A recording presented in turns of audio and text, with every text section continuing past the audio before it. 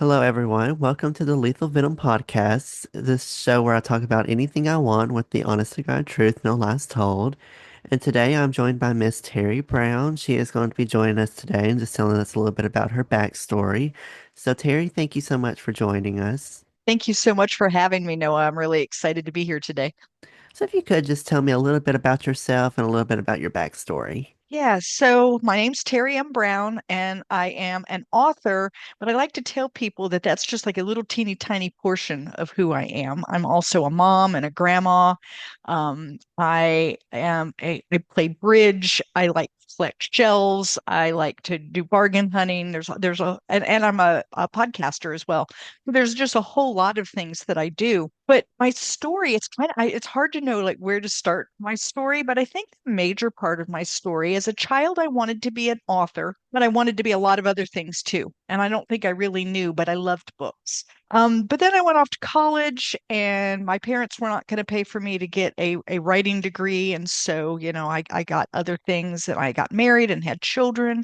I got divorced. And it's when I remarried, and I remarried a man who was emotionally abusive. And I stayed in that marriage for 14 years, despite knowing it wasn't a good situation. I just didn't want to be divorced again, and I just couldn't see this that it was going to be helpful. I finally got out of that relationship in 2017, and words started pouring from me. And so I started writing manuscripts, but I was still a pretty damaged individual, still pretty afraid, didn't believe in myself. I met who became my next husband, and he talked about wanting to ride across the United States on a tandem or on a bicycle as this, big bold adventure he wanted to do. And I thought, I want to do something big and bold. So I said, count me in, let's do this thing. And we chose to ride across the United States on a tandem bicycle, so two-seated bicycle. We rode from the coast of Oregon to Washington, D.C., which was 3,102 miles. We did it during the summer of COVID, so a crazy summer to be out in the middle of the country and riding a bicycle. And as we were finishing up our ride, we were stopping in DC at the Marine Corps Memorial. My husband was a 25-year veteran, and we were raising money for Toys for Tots, so it seemed like a great place to stop. I saw the flag to the monument, and I started to laugh and cry at the same time. And then I thought, I can do anything. I just rode across the United States on a tandem bicycle. It's not a matter of can I do something, but what do I want to do? I thought, I want to be an author. And 14 months later, I had my first novel out. What kind of research do you do, and how long do you spend researching before beginning a book? Oh, so I'm a research junkie, so I could spend way too much time. So I have to kind of limit myself. So I do research in three phases. I'll do some research in the beginning to give me a good feel for the setting and the time period. And I try to limit that to even just a few days, maybe up to a week, because otherwise I could get lost in the research and I could research for months and months and months and never come out.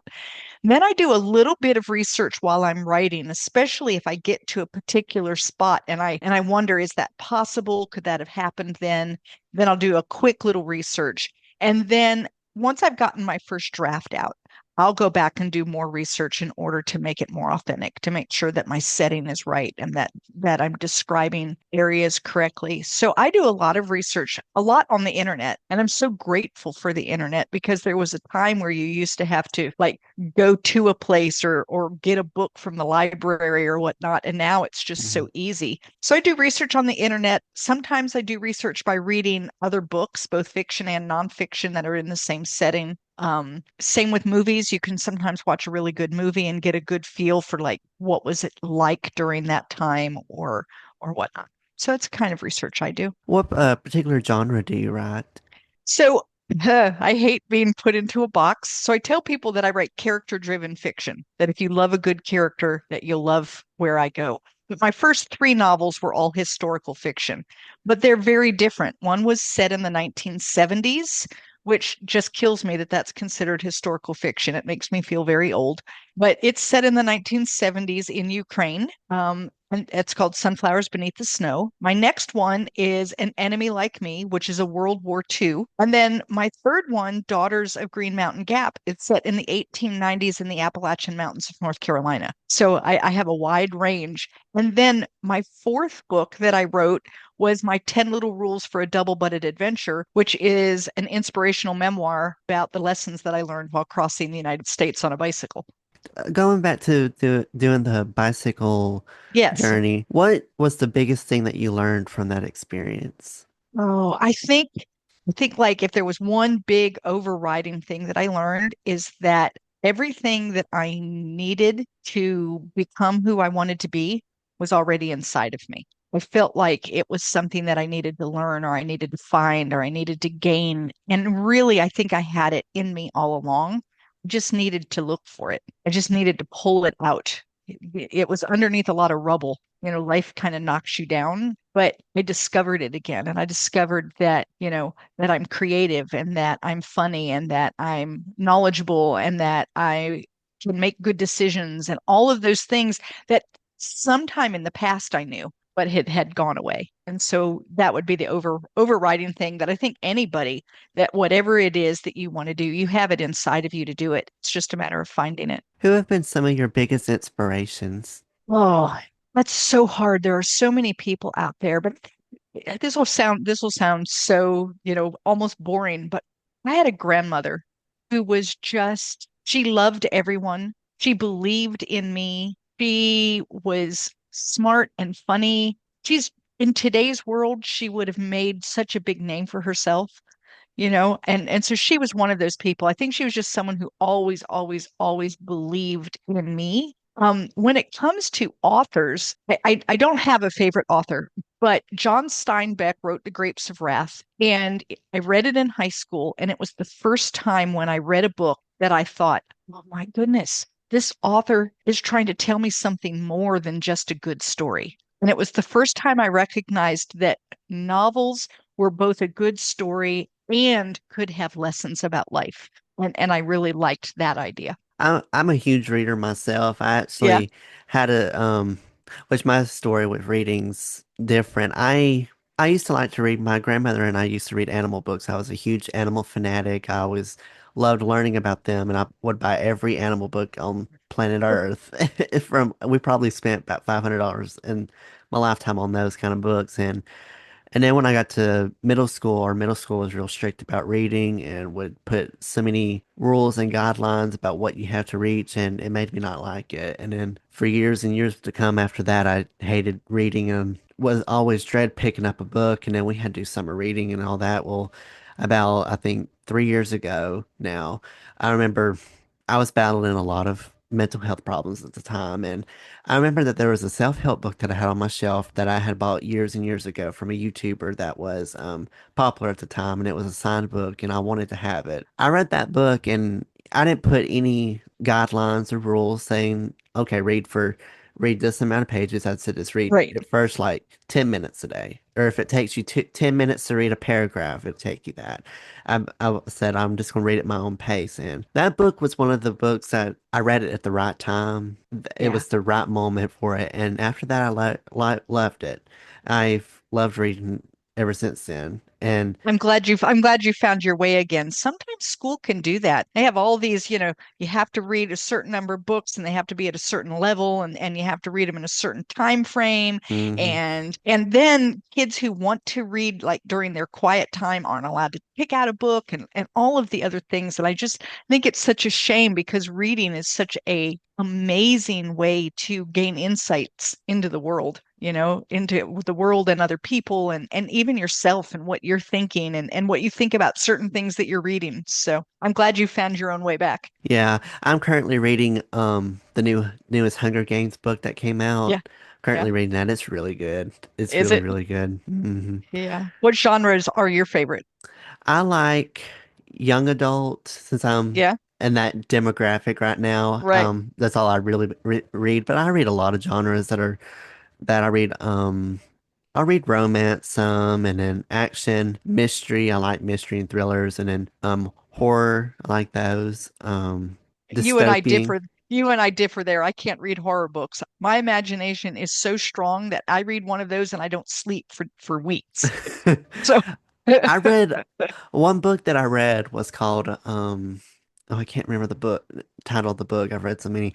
But it was set in Louisiana. It was a Louisiana bayou and it was about this it was kind of more of the mystery kind of dystopian. And there were parts of it where my skin would crawl, and I had oh never got yeah, that feeling before. And my skin would, I'd have to, there was a moment where I had to get up and walk because I just yeah. couldn't sit down. I was like it was too paranoid for me. I got goosebumps reading it. It was, and I'd never had a book read that, so it was really, really good. Kind of, to tie things up, what advice can you give to writers and aspiring writers? I think the first thing that I tell people all the time is you've got to just start writing.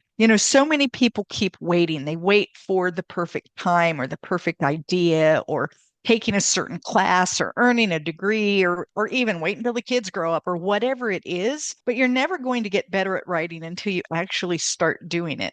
Like even taking a class in writing isn't going to help you if you're not actually writing. It would be like me reading a book on tennis and expecting to be able to go out and play. And I wouldn't be able to. That would never do it for me. I'd have to actually go out and practice. And then once you've written and you have something that you think is, I don't mean fantastic, but you think that's adequate. That's pretty okay. Find a really good critique partner. Someone who is kind but honest, who can say to you, here's the things I love. Here are a couple of things you could do that would really enhance this. Because the truth is you're not going to get better if you keep writing the same way over and over and over, right? You have Right. to kind of learn. So, find a good critique partner. And then the final thing I tell people is you don't have to listen to everyone. Like I turned a manuscript into 10 beta readers. They all read the book. They all had ideas about it. And a lot of their ideas conflicted with one another. Hmm. And you can't please everyone. So go ahead and try new things, try things out, see how they feel for you. And if they really don't work for you, then you don't have to do it that way. Then go back to what feels good and natural for you. So listen to advice, but also be willing to say, I tried that. It really is not for me.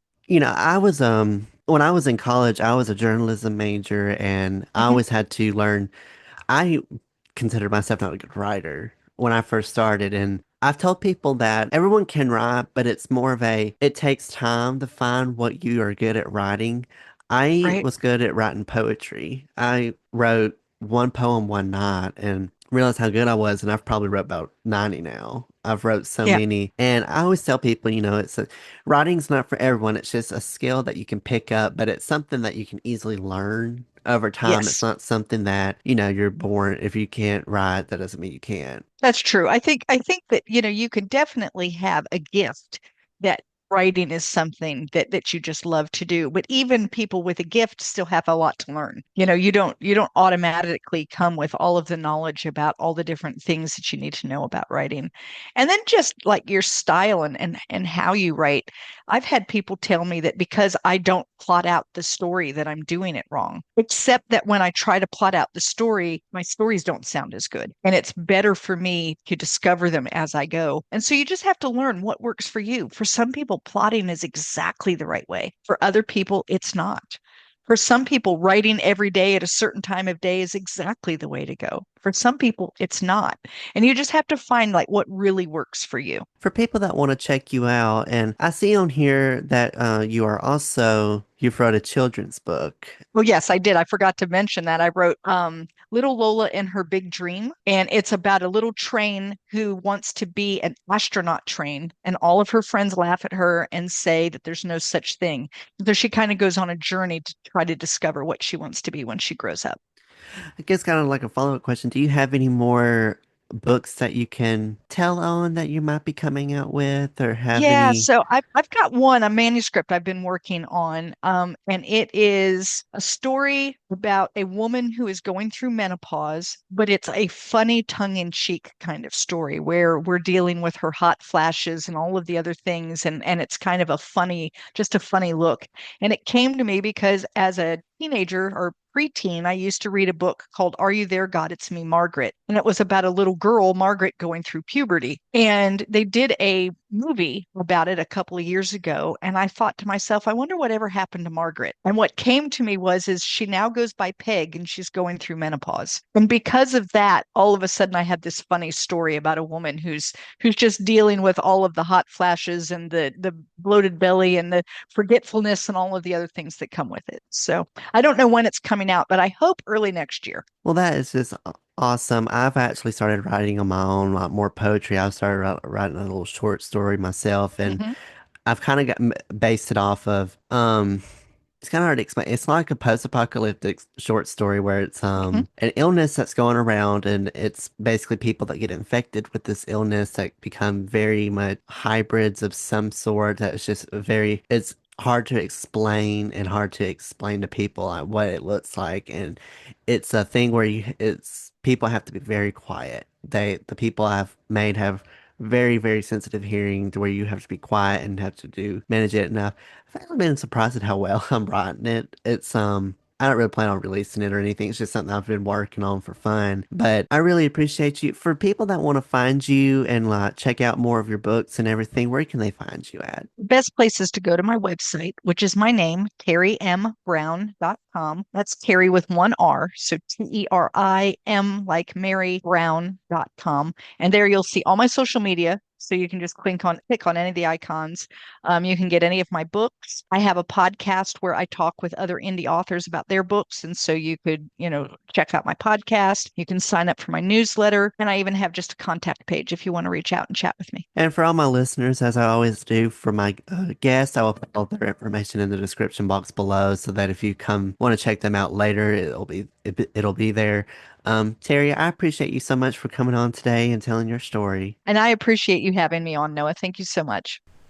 Thank you, Terry, for coming on to the show today and telling your story with my audience and listeners. And to my listeners, hope you all enjoyed and was entertained by the story and have her on the show. As always, if you want to keep tabs with me on social media, you can hit me up on Instagram and TikTok, Lethal Venom Podcast. You can follow those to keep updates on behind the scenes stuff as well as surveys, as of course there was no survey today, and just to keep updates about when future episodes are coming and for other cool stuff that's coming.